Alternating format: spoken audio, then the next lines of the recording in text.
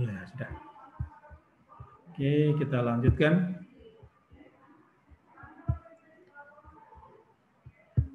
Ya, jadi berupa abstraksi. Abstraksi adalah strategi utama di balik penggunaan matematika untuk memecahkan masalah. Ya, jadi kalau misalkan ada masalah umum yang kemudian mau diselesaikan dengan matematika, harus dimodelkan dulu dengan matematika. Nah, dalam pemodelan nanti ada abstraksi. Di situ karena intinya objek dari matematika itu semuanya abstrak gitu ya. Kalau Anda bicara bilangan, Anda bicara fungsi, ya, kita melihat bentuk-bentuk geometri, ya, semuanya itu adalah konsep-konsep abstrak. Persegi panjang, lingkaran, semuanya adalah konsep abstrak gitu ya. Yang untuk bisa memahaminya perlu ada suatu ilustrasi-ilustrasi konkret, ya. Jadi seringkali kalau misalkan kalau untuk persegi panjang itu kita bisa lihat pinggirannya meja atau kusennya pintu dan seterusnya. Nah, masalah kompleks dari dunia tadi disederhanakan semaksimal mungkin ya dalam rangka abstraksi tadi, dalam rangka pemodelan tadi kita biasanya menyederhanakan semaksimal mungkin. Artinya banyak sekali asumsi-asumsi. Ya, contohnya misalkan kalau kita mau melihat jarak terpendek dari satu tempat ke tempat yang lain, misalkan dengan menggunakan teori graf, maka akan ada banyak asumsi. Jadi yang kita perhatikan hanya jarak secara matematis, ya, jarak secara matematis yang misalkan kita melihat peta, ya di peta kemudian jarak yang terpendek itu yang mana. Ya kemudian tentu saja dengan menentukan jarak terpendek tadi nanti orientasinya juga ke korelasinya pada jarak tempuh juga ya, waktu tempuh ini. Nah, waktu tempuh itu akhirnya kemudian banyak sekali asumsi-asumsi, misalkan masalah kemacetan atau kalau tidak kemacetan mungkin ada suatu halangan dan sebagainya atau kepadatan lalu lintas. Nah, itu akhirnya harus banyak diasumsikan itu tidak berpengaruh ya. Jadi akhirnya fokusnya utamanya adalah pada pengukuran jaraknya tadi. Itu ya, jadi sehingga banyak sekali asumsi. Nah, asumsi tadi kemudian bisa kolaborasikan, misalkan kalau dalam di Google Map itu sudah dikolaborasikan dengan konsep-konsep lainnya ya, tidak hanya sekedar matematik saja tapi di situ tapi juga ada penginderaan ya. Jadi penginderaan sehingga yang menyatakan bahwa misalkan dari Jember ke Probolinggo, misalkan jarak Jember Probolinggo. Ya itu kalau misalkan kita hanya mengandalkan jarak saja dengan konsep matematis ya, maka akan rute-rute terpendeknya itu akan bisa kelihatan.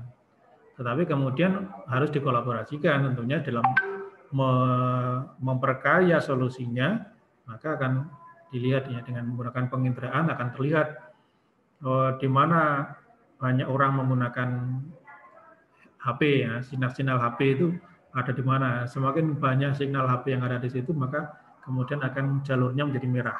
Kan kelihatan seperti itu, berarti di situ ada kemacetan. Ya ini sehingga orang akan walaupun ini jaraknya terpendek, nah dia mungkin punya alternatif jalur lain yang mungkin tidak macet seperti itu.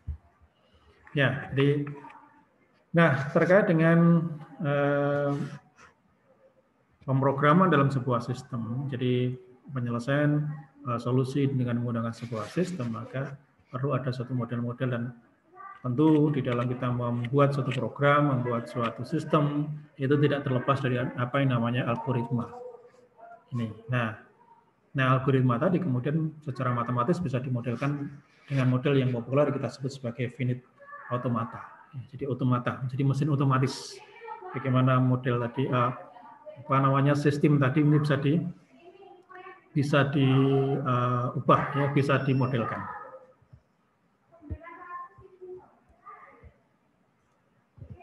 Oke. Nah, kita akan bahas mengenai konsep dasar dari bahasa dan otomata. Teori bahasa dan otomata adalah sebuah model dan gagasan yang berhubungan dengan komputasi. Saya kira dalam matematika dasar Anda sudah bisa mempunyai gambaran mengenai bagaimana sih mesin otomatis itu yang bagaimana. Ya, jadi seperti misalkan vending machine gitu, yang jadi contoh populer yang kita buat kan di situ di mana tidak ada yang jaga, kemudian dia akan bergerak secara otomatis berdasarkan inputan-inputan yang dia terima. Kemudian, nah inputan-inputan itulah berupa bahasa yang merupakan rangkaian dari simbol-simbol yang punya makna. Demikian juga sebenarnya ini sudah merupakan suatu konsep yang populer ya. Jadi kalau bahasa itu digunakan untuk membuat suatu instruksi. Ya, jadi misalkan baik itu bahasa Indonesia, bahasa Inggris, kita mau minta seseorang melakukan sesuatu, ya kalau kita bicara dengan orang lain, kita minta orang itu melakukan sesuatu untuk kita, ya kita harus menyatakan itu dalam bahasa, dalam satu kalimat yang jelas, di mana kalimat tadi adalah rangkaian dari kata-kata, kemudian kata-kata tadi adalah rangkaian dari simbol-simbol yang punya makna, gitu ya. Ini jadi misalkan Anda bilang suruh orang itu pergi, ya, maka pergi, PERGI, ya, ada maknanya, gitu ya. Jadi kalau nggak mungkin kalau misalkan Anda nyuruh orang pergi lalu Anda bahasanya, wah nggak mungkin. Orang itu nggak akan tahu, gitu ya. Jadi sehingga harus ada suatu bahasa yang digunakan untuk membuat suatu instruksi supaya orang itu akan bisa melaksanakan apa yang kita tadi. Demikian juga dalam hal kita bicara berkomunikasi dengan komputer, ya maka kita harus bisa membuat suatu rangkaian bahasa yang simbol-simbol menjadi punya makna, kemudian menjadi suatu bahasa yang diterima oleh komputer tadi supaya komputer bisa melaksanakan apa yang menjadi maksud dan kehendak kita. Suruh memproses apa, suruh mengerjakan apa. Ya, kita punya inputan, kemudian komputer yang akan mengeluarkan outputnya. Nah, sehingga otomata itu dapat dianggap sebagai sebuah mesin otomatis, ya, bukan mesin fisik. Ya, jadi bukan mesin fisik, tapi sebuah mesin otomatis, model mesin otomatis yang merupakan model matematika dari suatu sistem yang terdiri dari jumlah hingga state. Ya, jadi Anda sudah memahami bagaimana bentuk dari otomata tadi, ya. Jadi ada state, ya, kemudian untuk bergerak dari satu state ke state yang lainnya bergantung dari inputan yang masuk, ya. Jadi satu input kemudian bergerak berhenti di satu state, dan state tadi diberi inputan lagi bergerak lagi ke state yang lainnya, ya. Nah, rangkaian dari input-input yang berupa simbol-simbol tadi itu merupakan suatu bahasa yang bisa diterima itu kalau misalkan dia membawa state awal itu sampai pada masuk ke state akhir. Gitu ya, ini. Jadi sehingga otomata digunakan untuk memodelkan satu komputer yang menerima input, menghasilkan input, kemudian memiliki memori sementara dan mampu mentransformasikan input ke output. Ini. Bahasa dijadikan input oleh suatu mesin otomata yang selanjutnya akan membuat keputusan yang mengindikasikan apakah input tadi ada diterima atau tidak tadi. Jadi kalau misalkan inputan tadi yang diterima, kalau misalkan dia membawa state awal itu sampai pada state akhir, itu ya, jadi state akhir, gitu ya ini. Oke, jadi itu bahasa dan otomata sehingga Anda bisa memahami di sini tentang otomata itu adalah model mesin otomatis. Nah, bahasanya tadi digunakan sebagai input yang menggerakkan mesin tadi. Ya, jadi mesin tadi akan baru bergerak, bereaksi kalau adanya inputan dari ini bahasa yang diterima tadi. Nih, yang membawa dia mulai dari state ya, di awal, state awal, kemudian sampai masuk ke state akhir, ya, sehingga dia bisa mengeluarkan inputan, ya, outputnya. Oke, mungkin ini Anda sudah sudah familiar dengan apa yang disebut sebagai alfabet, ya. Nah, kalau di dalam alfabet, ya, di dalam simbol itu kita kenal dengan sigma, ya. Jadi kalau di dalam di dalam model, ya. Jadi model otomata tadi, ya, maka akan muncul ini simbol ini, ya, dilambangkan dengan alfabet itu adalah himpunan berhingga tak kosong dari simbol-simbol, ya. Jadi misalkan alfabet biner, ya maka sigmanya itu adalah himpunan dari 01. Kemudian alfabet huruf kecil, ya, maka sigmanya itu adalah himpunan dari A, B, C sampai dengan Z. Kemudian alfabet bilangan asli yang kurang dari 9 itu adalah simbol sigma yang isinya adalah 1, 2, 3 sampai dengan 8. Jadi simbol sigma yang menandakan alfabet di sini adalah merupakan sebuah himpunan, ya. Jadi merupakan sebuah himpunan yang yang tergantung dari pendefinisian kita, ya. Jadi kalau misalkan kita menggunakan bahasa, ya, bahasa Indonesia atau bahasa Inggris, ya maka alfabetnya seperti ini, anggotanya ini. Jadi intinya bahwa sigma, simbol sigma itu merupakan himpunan yang dari simbol-simbol, ya. Jadi himpunan terhingga tak kosong dari simbol-simbol. Ya. Jadi susunan himpunan dari simbol-simbol yang nantinya akan bisa digunakan untuk merangkai suatu kata-kata yang bermakna. Nah, kata-kata yang bermakna atau disebut sebagai word tadi sering kemudian dalam komputer, bahasa komputer ini kita sering kita sebut sebagai string. Ya, jadi string itu word. Ya, jadi huruf menjadi kata, ya. Maka kalau simbol-simbol tadi dirangkai menjadi string yang bermakna.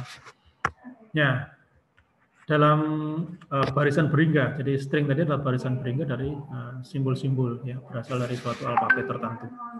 Ya, tergantung alfabet yang didefinisikan. Jadi misalkan kalau 1011 adalah string yang berasal dari alfabet biner, ya. Jadi misalkan kemudian kata-kata fasil, kompe, STI dan seterusnya itu merupakan string yang berasal dari alfabet yang ini A, B, C, D sampai Z. Kemudian bilangan-bilangan tertentu itulah unte dari berasal dari alfabet 1 sampai dengan 9. Nah, kemudian ada juga yang string kosong, yang sering kita beri lambangkan dengan lambda. Ini. Panjang string, ya, sering juga merupakan kalau kita buat suatu pengkodean maka di situ adalah panjang dari word code-nya. Itu 1011 ditulis panjangnya 4, ya. Jadi karena masing-masing operasi itu melibatkan operasi per bit, ya. Atau kalau misalkan kita buat suatu bilangan gitu, ya, maka operasinya itu adalah per digit. Nah, kalau misalkan kemudian pangkat alfabet itu, ya, kalau misalkan di dalam di dalam matematika itu adalah matematika yang teori himpunan, ya. Jadi teori himpunan, ya. Jadi kalau Anda mungkin masih mengenal, maka pangkat alfabet ini adalah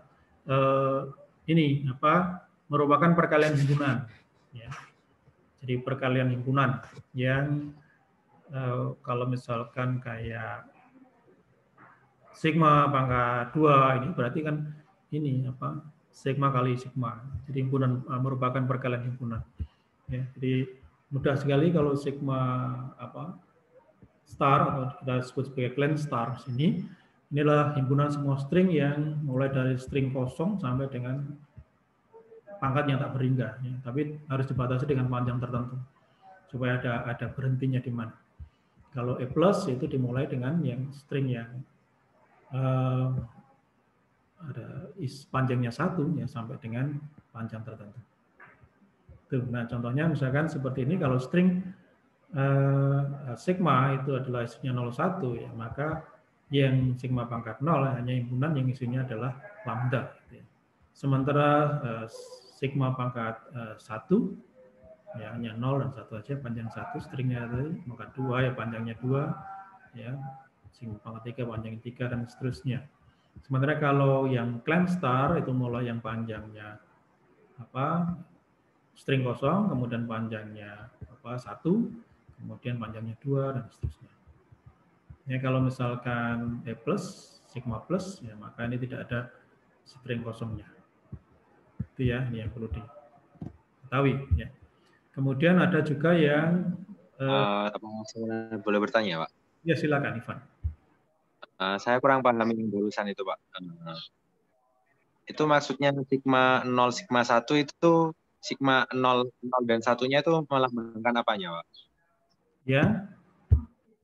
Nih, saya tadi sudah bilang bahwa pangkat alfabet itu bisa kita, karena alfabet tadi adalah sebuah himpunan, Mas ya. Ya, alfabet tadi adalah sebuah himpunan, maka yang dinamakan pangkat alfabet itu ya perpangkatan dari himpunan. Perpangkatan dari himpunan ya perkalian dari himpunan. Jadi kalau misalkan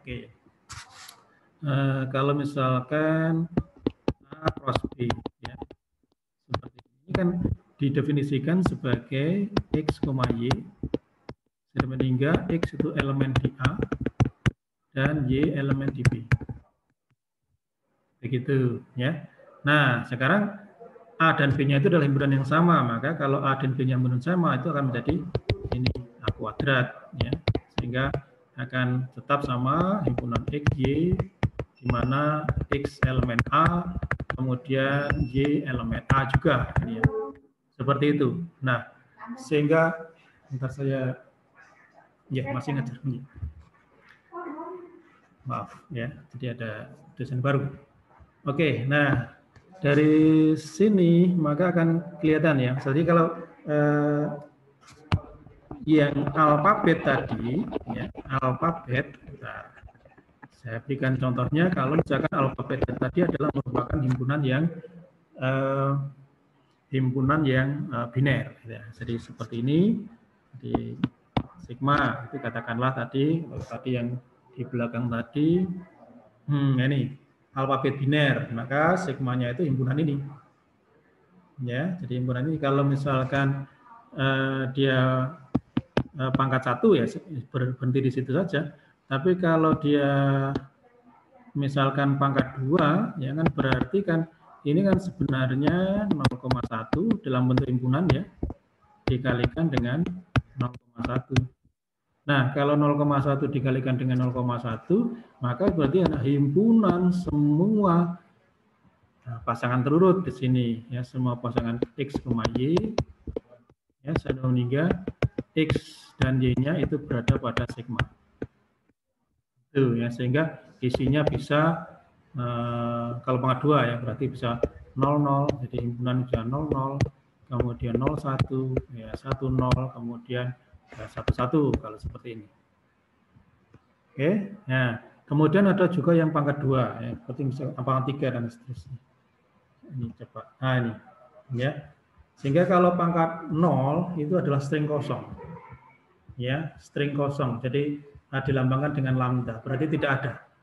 Ya, dia tidak ada simbolnya ya, tidak ada. Jadi dia merupakan string kosong ya. Jadi kalau sigma pangkat 1 itu himpunan ini ya 0 dan 1 tadi.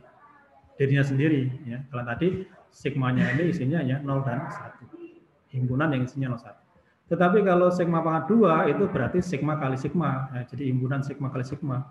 Jadi yang ini adalah himpunan sigma kali sigma. Yang berarti himpunan semua pasangan A, B sehingga A elemen pada sigma ya dan B-nya elemen pada sigma. Itu. Ya.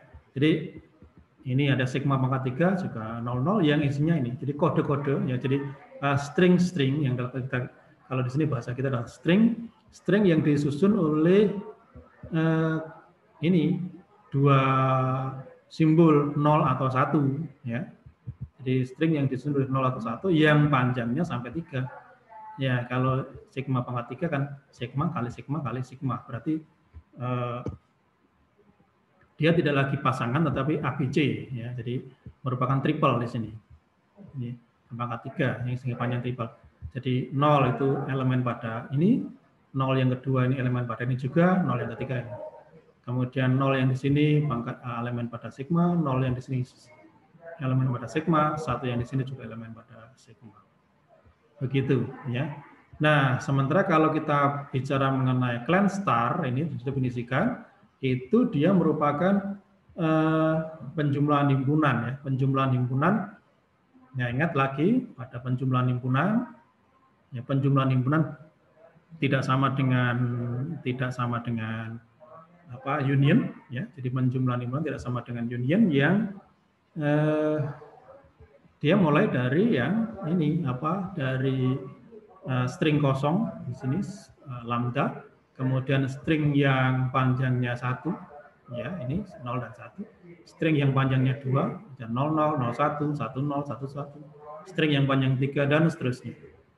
Kemudian kalau E plus, X sigma plus, ya ini didefinisikan sebagai yang tidak ada string kosongnya. Ya minimal stringnya itu panjangnya 1. Begitu ya. Jadi pangkat pada alfabet ini tidak berbeda konsepnya dengan panjang pada perkalian himpunan. Ya, jadi kalau masih Anda, jadi tetap pegang itu perkalian himpunan, ya, supaya nanti seterusnya kalau misalkan ada simbol-simbol ini, ada notasi-notasi seperti ini, kita akan bisa tetap kekeh pada notasi-notasi matematis yang kita sudah punya sebagai dasarnya.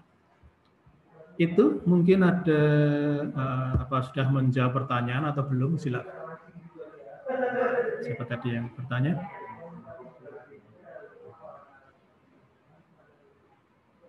Halo, siapa tadi yang bertanya?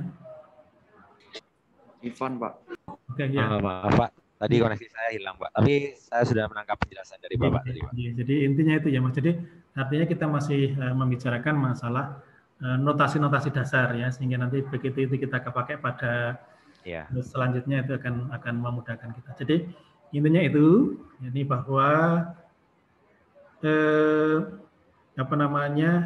alfabet itu adalah merupakan himpunan dari simbol-simbol, gitu ya. Alfabet itu himpunan simbol-simbol. Nah, karena himpunan maka tetap konsep dasar himpunan itu yang kita pegang, karena prinsipnya adalah prinsip himpunan. Ya, sehingga kalau misalkan alfabet tadi dipangkatkan dan sebagainya, itu akan berarti isinya adalah himpunan dari rangkaian alfabet yang nanti akan bentuk string, apakah yang panjangnya 0, panjang 1, panjang 2, seterusnya itu. Ya, ini kalau Klein star itu mulai dari panjang kosong sampai dengan panjang yang tertentu. Begitu, ya. Oke. Baik Pak, berarti perpangkatan alfabet itu sama saja dengan perkalian dari himpunan alfabet itu sendiri ya Pak? Iya, jadi alfabet itu adalah sebuah himpunan, ya. Jadi himpunan dari simbol, ya. Jadi alfabet itu himpunan dari simbol. Jadi kalau misalkan biner ya simbol kita hanya 0 dan 1. Ya, jadi sigma tadi isinya hanya 0 dan 1. Sehingga sigma kuadrat ya berarti himpunan dari string yang dibangun oleh 0 dan 1 yang panjangnya 2. 00, 01, 10, 00, 11 gitu. Ya, kalau misalkan sigma pangkat 3 ya berarti himpunan semua string biner yang panjangnya 3. Jadi tergantung juga, jadi alfabet yang kita definisikan di awal itu harus kita perhatikan dulu. Jadi kalau misalkan sigma tadi adalah merupakan alfabet biner ya maka isinya 01. Kalau misalkan sigma tadi kita definisikan sebagai alfabet huruf kecil ya A sampai Z ya, jadi A sampai Z tadi, jadi sebuah kata ini ada yang bermakna ada yang tidak gitu ya. Jadi kalau misalkan alfabet A sampai dengan Z, lalu kalau pangkat 3 ya berarti yang penting A, B, C, A, C, D, A, D, A seperti itu. Bisa bermakna bisa tidak, tapi yang penting itu adalah kumpulan dari string-string yang merupakan yang dikonstruksi dari suatu simbol-simbol. Ya. Oke, ada lagi silakan.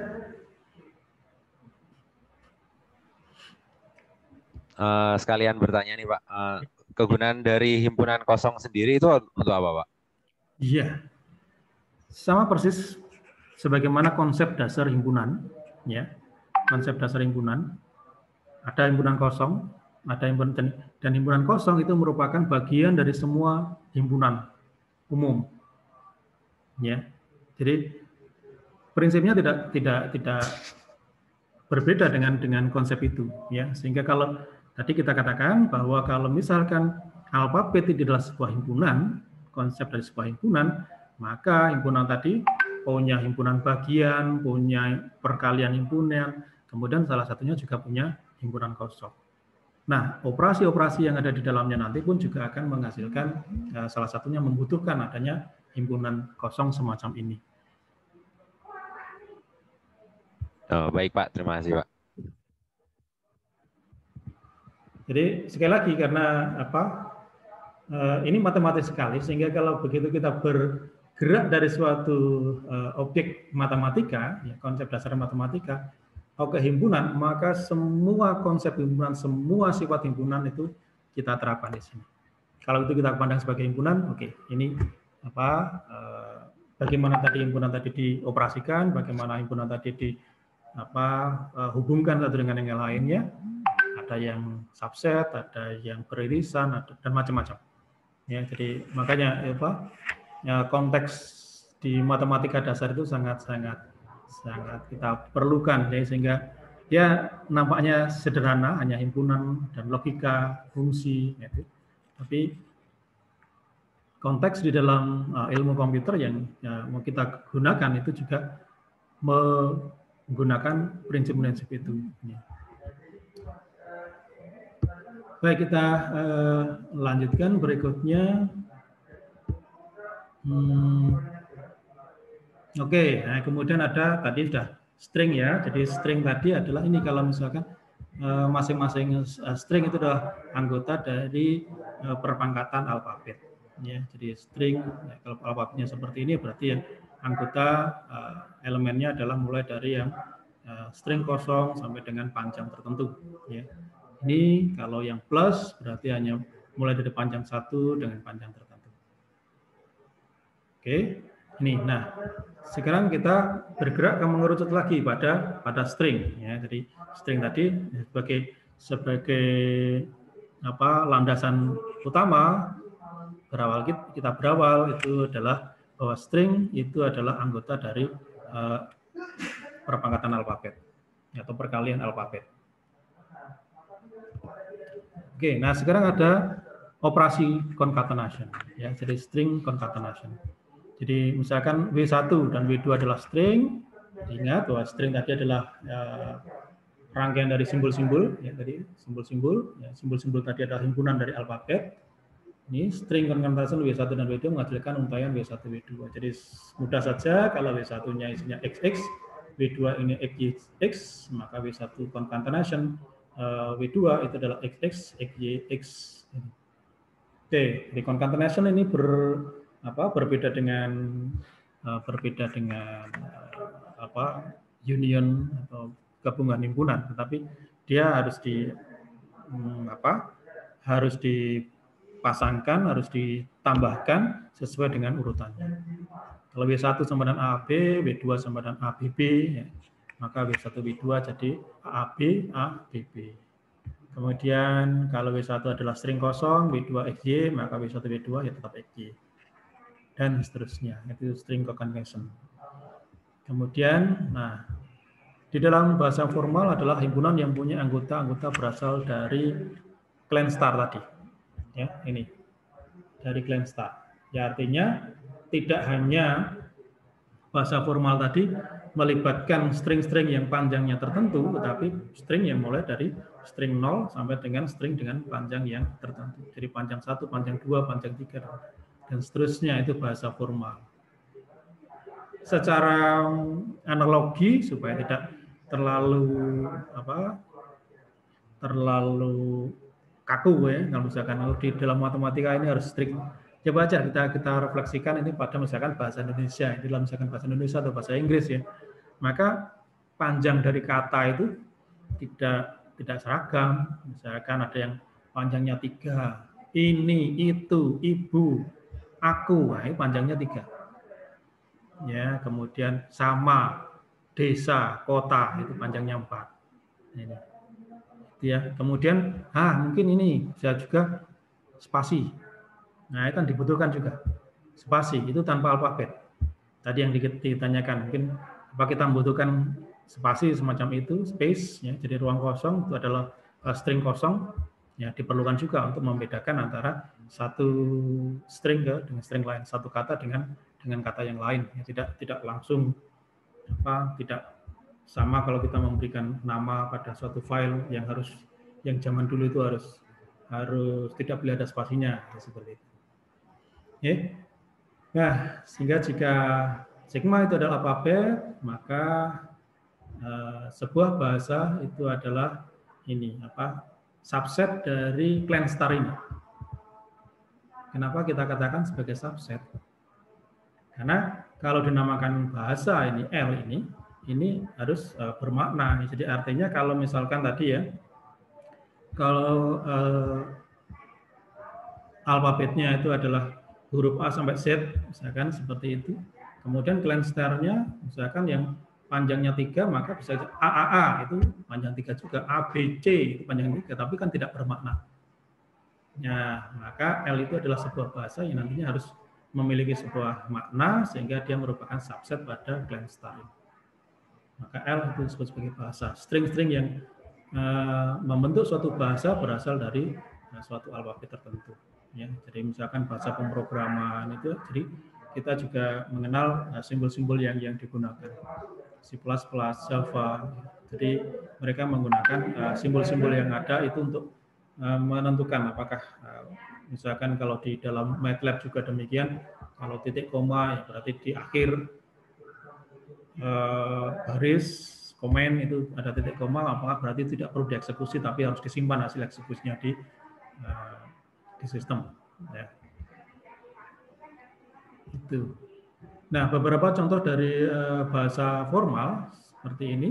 Himpunan seluruh untaian dari sebanyak n buah 0 dan diikuti oleh n1, ya, maka akan seperti ini. Ya, jadi n0 dan diikuti n1, ya, jadi 0011. Ini 0-nya 2, 1-nya 2. N000, 111 dan seterusnya. Himpunan seluruh untaian terdiri dari simbol 0 dan 1 yang sama. Ya, banyaknya 0 dan 1 itu sama. Enggak peduli bagaimana urutannya. Ya. Jadi yang penting banyaknya 1 dan 0 sama. Kemudian himpunan biner yang nilainya sama dengan bilangan prima. Nah, ini adalah ekspresi biner yang digunakan untuk mengekspresikan 10 itu untuk 2, 11 untuk 3, ya, 101 untuk 5 dan seterusnya, ya, 111 untuk 7 ya, bilangan prima. Oke, sehingga clan star yang adalah bahasa atas seluruh alfabet sigma. Ini kemudian kosong, ini himpunan kosong adalah bahasa kosong yang merupakan bahasa dari sembarang alfabet. Ya, nantinya seperti misalkan himpunan kosong itu adalah merupakan subset dari semua himpunan, maka di sini kita akan alfabet tadi kita definisikan sebagai himpunan dari simbol-simbol, maka himpunan kosong itu adalah merupakan bahasa juga atas sembarang alfabet. Kemudian kalau ada himpunan yang isinya seperti ini, ya, lambda adalah bahasa yang hanya terdiri dari string kosong. Ya, tetapi itu bukan merupakan himpunan kosong. Ya, jadi sekali lagi, ya simbol seperti ini tidak sama dengan ini. Walaupun lambda itu merupakan string kosong, yang merupakan simbol dari string kosong, tapi himpunan ini bukan merupakan himpunan kosong. Ya. Karena himpunan yang pasti ada isinya. Ini sama persis pada saat misalkan kalau kita menyatakan adanya ini. Jadi himpunan kosong, himpunan yang isinya himpunan kosong itu juga bukan merupakan himpunan kosong. Oke, kemudian bahasa ini dapat didefinisikan dengan menggunakan notasi bentuk himpunan sama persis. Ya, jadi bisa kita menggunakan ini, misalkan bahasa, misalkan yang diterima, misalkan L itu adalah himpunan semua string W, di mana W-nya adalah terdiri dari simbol-simbol 01 yang jumlahnya sama. Tadi sama seperti tadi di atas. Ya, jadi mengungkapkan bahasa itu persis sama dengan bagaimana kita mengekspresikan sebuah himpunan. Ini, ya, kemudian sehingga kalau tadi ada sudah terkait bahwa L itu adalah subset ya dari sebuah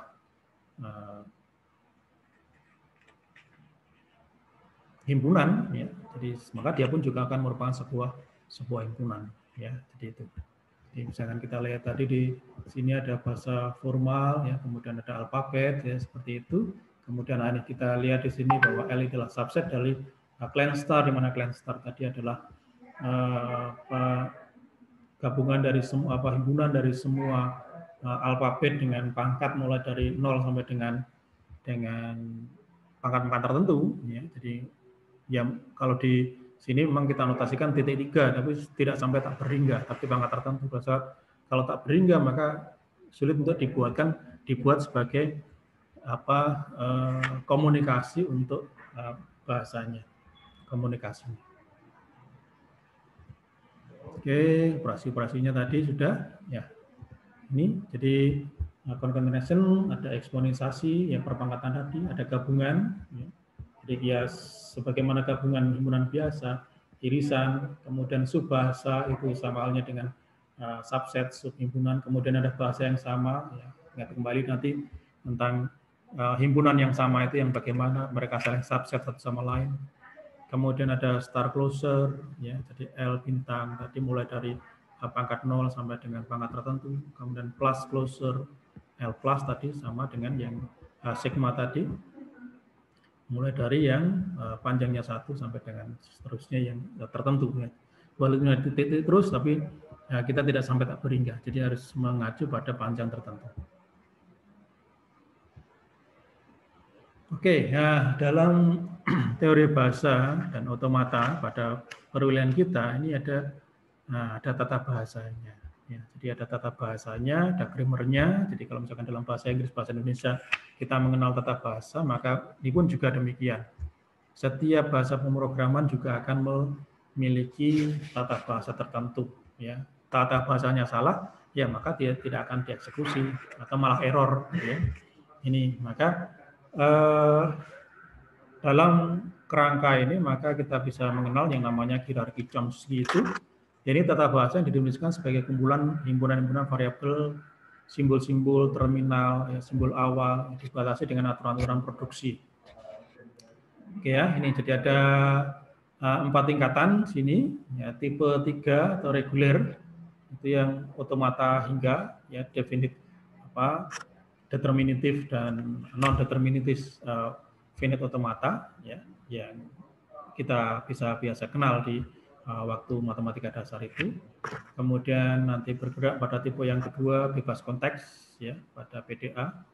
Nanti di tengah semester yang kedua itu akan ada pelajari di situ. Kemudian ada tipe yang pertama, konteks sensitif, ya, ada linear bounded automata, ya, jadi automata dengan batasan-batasan tertentu. Kemudian tipe 0 itu unrestricted struktur, jadi strukturnya sudah tak terbatas, bebas, menjadi bahasa yang natural, bahasa alami, yang sering terkenal dengan namanya mesin Turing. Itu nanti di bagian akhir dari perkuliahan kita. Itu penggolongan tingkatan-tingkatan bahasa, ya, dalam teori bahasa kita kali ini.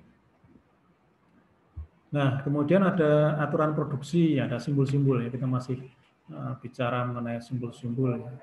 Aturan produksi dinyatakan dalam bentuk ini alfa, kemudian tanda panah beta, ya, maka dibaca alfa itu akan menghasilkan beta. Jadi analoginya seperti kalau kita mau ngambil kesimpulan, ya, jadi kalau ngambil kesimpulan itu kan ada premis, kemudian ada conclusion. Ya, jadi premis-premisnya yang di pertama, kemudian nanti akan menghasilkan suatu conclusion, atau juga mengacu pada implikasi. Ya, jika alfa maka akan menghasilkan beta. Nah, simbol-simbol pada aturan produksi dapat berupa simbol terminal atau simbol non terminal atau variabel.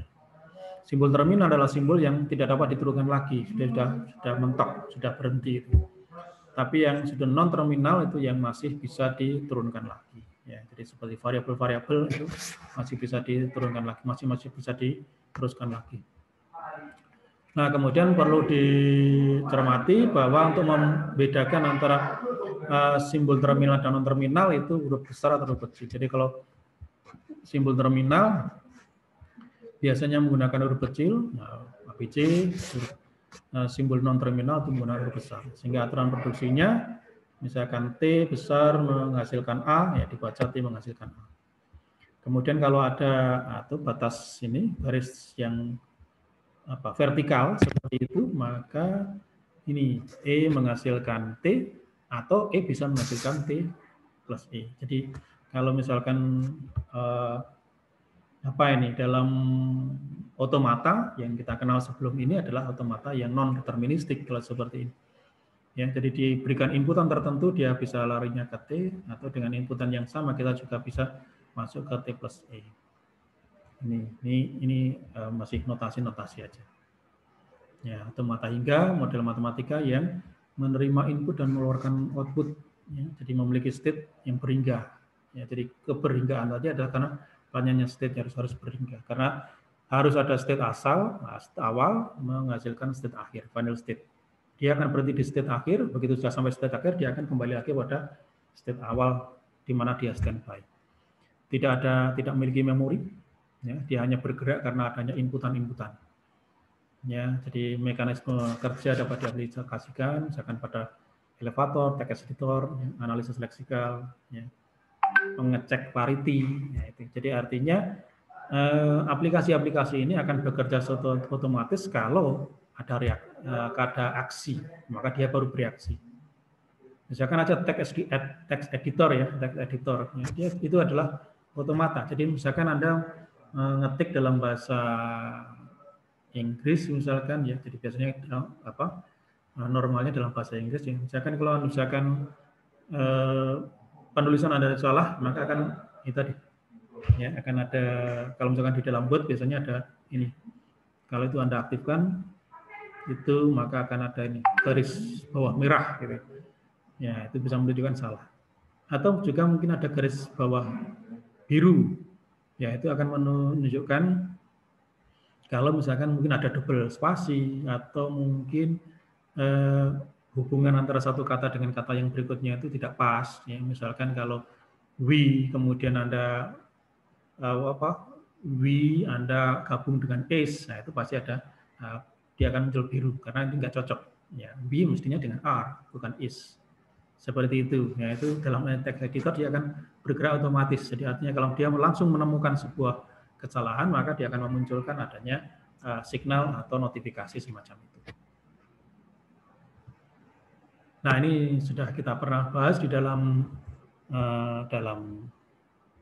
matematika dasar, ya. Jadi kalau misalkan model otomata hingga itu ini, jadi dia merupakan 5 tuple atau 5 tuple. Jadi sebuah sistem yang terdiri dari 5 tuple, yang merupakan rangkaian 5 tuple, himpunan keluarga dari 5 aspek yang merupakan himpunan berhingga dari state, ya. Kemudian sigma tadi adalah himpunan berhingga dari simbol-simbol inputnya. Kemudian delta itu adalah himpunan rules, atau biasanya nanti juga akan dilambangkan dengan R juga. Kemudian S kecil adalah start state, di mana start state itu hanya satu, tunggal. Ya, sementara final state itu bisa lebih dari satu. Jadi seperti misalkan kalau vending machine, ya. Jadi vending machine itu start state-nya satu. Jadi start state-nya adalah pada saat nilai koin yang dimasukkan, diinputkan itu adalah 0. Semuanya itu berawal dari inputan 0. Ya, jadi nilai uang yang dimasukkan itu adalah 0. Ini startnya semua seperti itu. Baru nanti final state-nya itu akan macam-macam. Jadi artinya tergantung dari inputan. Misalkan ada kembalian yang 0, ada kembalian yang 1, kembalian 2, dan seterusnya. Ya, final state-nya akan berbeda-beda. Bisa lebih dari 1. Tapi kalau start state harus 1. Nah, ini adalah contoh, juga pernah kita bahas juga pada matematika dasar, ya. Jadi ini tentunya masih ingat dengan simbol-simbol ini. Jadi yang pokoknya ada panahnya, nggak ada sumbernya, maka berarti startnya di sini, di gini. Kemudian yang ada lambang 2 lingkaran, berarti ini adalah final state-nya. Nah, kelompok bahasa atau rangkaian simbol-simbol menjadi bahasa yang diterima oleh mesin ini otomatis ini kalau dia membawa start state itu kepada final. Jadi misalkan ADA, nah itu kan membawa ke ketiga. Atau ADU itu membawa gini. Tapi kalau ADD ini akan ditolak. Ya, karena dia tidak akan sampai pada final state. Nah, ini saya kira sudah pernah kita bahas juga mengenai vending machine. Jadi vending machine sekali lagi ini awalnya dia berhenti, dia nggak bereaksi apa-apa kalau tidak ada inputan. Jadi akhirnya start state-nya itu adalah bahwa nilai uang yang dia miliki di sini itu adalah 0. Ya, baru kemudian kalau masuk koin $5, maka jadi akan ke state 5. Dimasukkan lagi $2, lari ke state 7 dan seterusnya. Ya, kalau misalkan koin yang dimasukkan sudah memenuhi harga item yang dipilih, maka dia akan bereaksi. Ya, itemnya akan dikeluarkan, kemudian kalau tadi koin yang dimasukkan itu berlebih, maka akan dikeluarkan menjadi return, ya, kembalian. Selesai. Begitu itemnya diambil, kemudian kembaliannya kalau ada tadi diberikan, sudah dia akan kembali lagi ke state awal, yakni bahwa nilai uangnya menjadi 0 dulu. Oke, ini formalisasi kasus mesin dijual. Nah, ini kalau untuk yang item yang harganya $4, ya. Jadi untuk item yang harganya $4, maka jadi mulai dari start state seperti ini. Nah, alfabet yang diterima adalah ini 2 dan 5. Ini artinya ya, katakanlah koin yang bisa masuk ke mesin itu hanya 2 dan 5 saja yang boleh, yang berlaku. Ya, kemudian maka ada banyak sekali kemungkinan kalau misalkan hanya 2 saja, kita lihat dengan untuk bisa mencapai state 4 atau mencapai minimal 4, maka ada berbagai macam. Jadi misalkan kalau 2, kemudian 2 akan kembali 4, 2 kemudian dilanjutkan 5. Dah, kemudian atau 5, langsung return 1.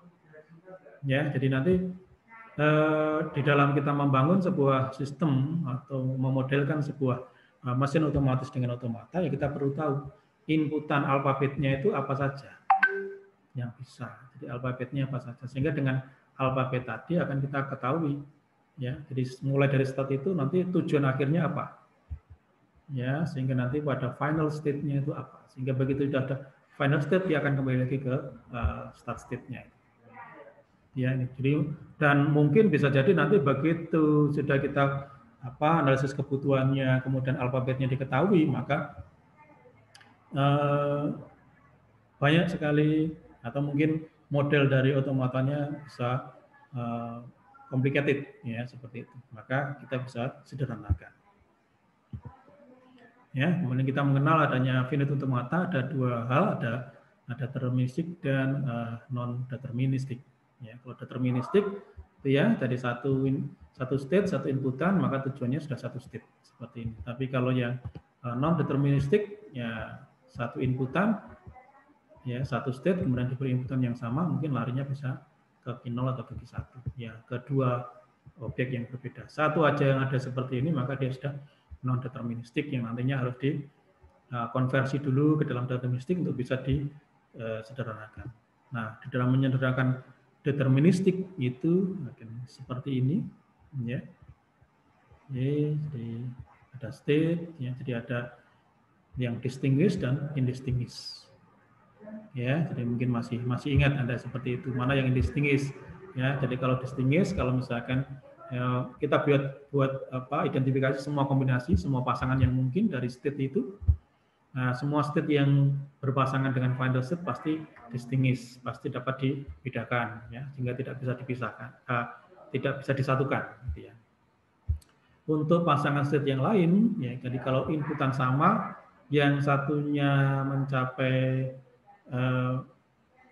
final, sedang yang lainnya tidak, maka dia juga bisa dibedakan, tidak bisa disatukan. Tetapi yang bisa disatukan adalah kalau misalkan sama-sama mencapai dengan inputan yang sama, dia mencapai final state, ya, sehingga akan indistinguished, ya, dengan semacam itu, sehingga pasangan state yang indistinguished itu yang dapat disatukan, ya, sehingga namanya menyederhanakan deterministik finite automata di sini itu adalah mereduksi banyaknya state, ya, karena tadi kalau terlalu banyak state-nya, maka konstruksi algoritma kita akan menjadi sebuah algoritma yang complicated yang nantinya akan bisa disederhanakan. Ya, tentunya kalau kita membuat sebuah sistem, maka kita memerlukan suatu algoritma yang paling efisien, gitu ya, ini karena akan low cost dan sebagainya. Oke, ini contoh-contoh ini. Bentar lagi. Ya, ini contoh-contoh ini sudah pernah kita tampilkan di matematika dasar. Ini silakan nanti bisa dibuka-buka lagi, ya, yang gitu. Ya, ini saya ada tamu ini, ada dosen baru yang harus kita temui. Baik, mungkin dari sini ada sesuatu yang perlu dibahas. Ini slide-nya sama dengan yang dulu, sehingga sudah Anda bisa ingat-ingat kembali. Silakan, mungkin ada pertanyaan dulu. Silakan. Saya mau nanya. Ya, silakan, Iqbal. Tadi di bagian vending machine, vending machine itu kan Pak, ada yang bagian 2, terus dia itu bisa nambah 2 lagi dan nambah 5 lagi. Dan di bagian 5 itu dia kan nggak bisa nambah 2 untuk mencapai 7. Itu memang diatur seperti itu? Enggak, begini Mas. Atau fleksibel? Ya, jadi saya mengerti. Jadi artinya kalau kita mau bikin sebuah model otomata, maka sekali lagi tadi saya bilang apa hasil dari analisis kebutuhannya, kemudian inputan apa saja. Dari situ kita ya taruhlah kita asumsikan bahwa koin yang bisa dimasukkan adalah 2 dan 5 ya. Terus tadi, nah itu adalah untuk item yang harganya 4 Mas. Itu adalah otomata untuk item yang harganya 4. Ya. Nah, untuk mencapai harga 4 kalau misalkan dengan koinnya tadi 2 atau 5, maka kan kita akan punya kombinasi tadi. Ya.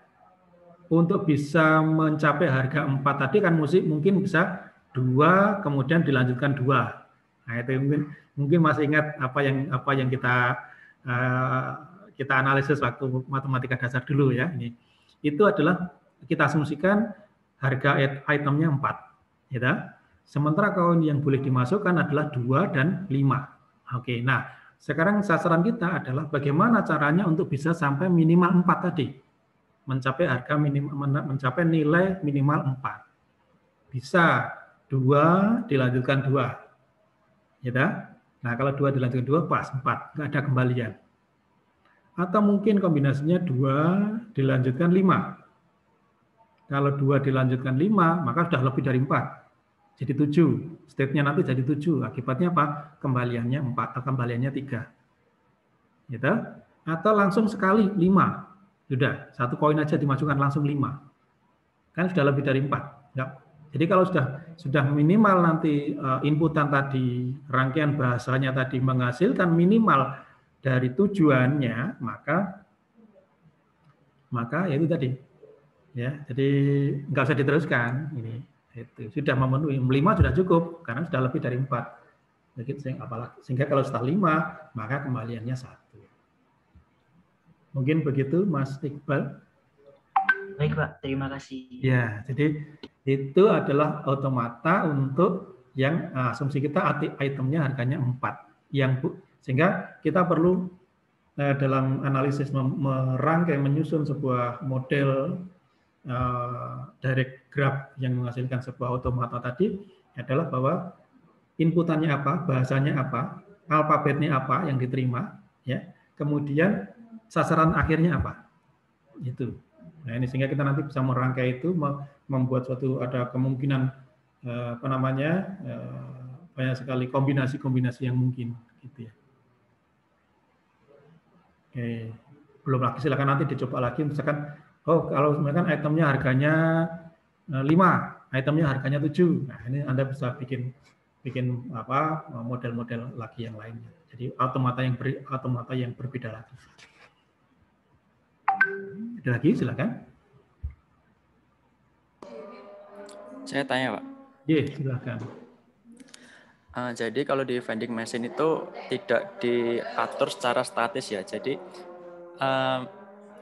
bisa dinamis menyesuaikan dengan harganya. Jadi kan tadi hasil kalkulasi misalkan 2 tambah 2 lagi tambah 2 lagi. Kalau kelebihan bisa dikembalikan gitu ya Pak. Maksudnya tidak di state secara statis gitu, harus segini, artinya bisa dinamis sesuai dengan harga itemnya kan, seperti itu.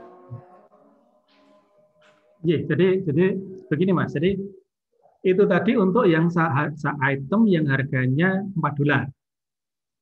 Ya, itu pokoknya asumsinya itu kalau hanya 2 koin yang boleh, 2 dan 5. Jadi alfabetnya isinya hanya 2 dan 5. Belum nanti kalau misalkan, ini vending mesinnya di Indonesia, nanti ada Rp50, Rp100, 500, 1.000, nah, ada banyak sekali kemungkinan untuk masuk ke sana. Itu yang ini. Oke, ini yang sederhana dulu. Koin yang boleh masuk 2 dan 5 dan harga itemnya 4. Nah, tetapi di dalam vending mesin itu kan harganya kan beda-beda. Harga minuman sama snack bisa beda. Minuman saja berbeda merek juga beda harganya. Gitu. Nah, kapan? Untuk item yang harganya berbeda, yang perlu dibuatkan automata lagi, automata yang berbeda. Ya, jadi harganya $4. Pokoknya, ini intinya pokoknya inputnya hanya 2 dan 5, alfabetnya sama, tapi harganya berbeda. Maka juga kita bisa mengkonstruksi automata yang berbeda. Nah, untuk menjadi sebuah sistem vending mesin, ya berarti kemudian ada concatenation tadi, ada penyatuan integrasi dari otomata-otomata yang berbeda. Nanti ada kita belajar ke arah sana juga. Jadi bagaimana kalau ada 2 otomata yang berbeda. Ya, jadi ini otomata untuk item yang harganya 4. Ini ada lagi harganya yang 5. Maka perlu ada otomata lagi. Nah, bagaimana caranya mengkombinasikan 2 item tadi agar menjadi satu kesatuan di vending mesin tadi. Ya, jadi nanti akan concatenation 2 otomata tadi akan kita juga pelajari itu.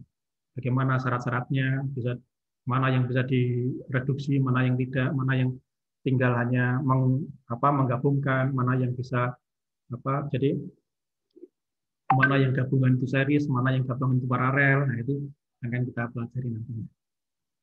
Oke? Ya. Jadi itu. Mungkin ada lagi, silakan. Ilustrasi yang kita bikin vending mesin tadi sebenarnya otomatanya masih belum sempurna sebenarnya. Kenapa? Ya, kalau kita pelajari, kita analisis ya. Uang yang boleh dimasukkan hanya 2 dan 5, tapi bisa memberikan kembalian 1, bisa mengembalikan kembalian berapa tadi? 3 kembalian. Nah, akhirnya ini jadi akan bisa dikritisi tadi otomatanya tadi, kembaliannya nggak sama, kembaliannya mestinya hanya 2 dan 5 saja. Nah itu sehingga nanti kita menyusun otomatanya juga harus di mana kembaliannya nanti hanya 2 dan 5. Nah itu yang perlu nanti kita coba analisis lagi. Ya, tapi itu ilustrasi saja, ilustrasi yang akhirnya kembalian itu nggak jadi pemikiran gitu ya. Jadi pokoknya inputannya seperti ini, keluarannya seperti ini, sudah. Atau yang rangkaian selanjutnya sebenarnya kurang sempurna juga model otomatanya. Ada lagi, silakan. Baik, kalau tidak ada lagi, saya kebetulan ditunggu tamu. Ini ada dosen baru di Fasilkom yang ini Pak Dekan tidak ada, saya kebetulan harus mewakili Pak Dekan untuk menjumpai beliau untuk memberikan arahan-arahan. Terima kasih atas perhatian saudara-saudara, dan kita akan diskusi lebih lanjut di depan. Ya, silakan nanti kalau misalkan ada pertanyaan dan sebagainya, tidak harus melalui forum ini. Kalau misalkan ada WA, saya terbuka untuk Anda semuanya. Terima kasih. Selamat siang. Terima kasih, Pak. Terima kasih, Pak. Selamat siang. Terima kasih, Pak. Selamat siang.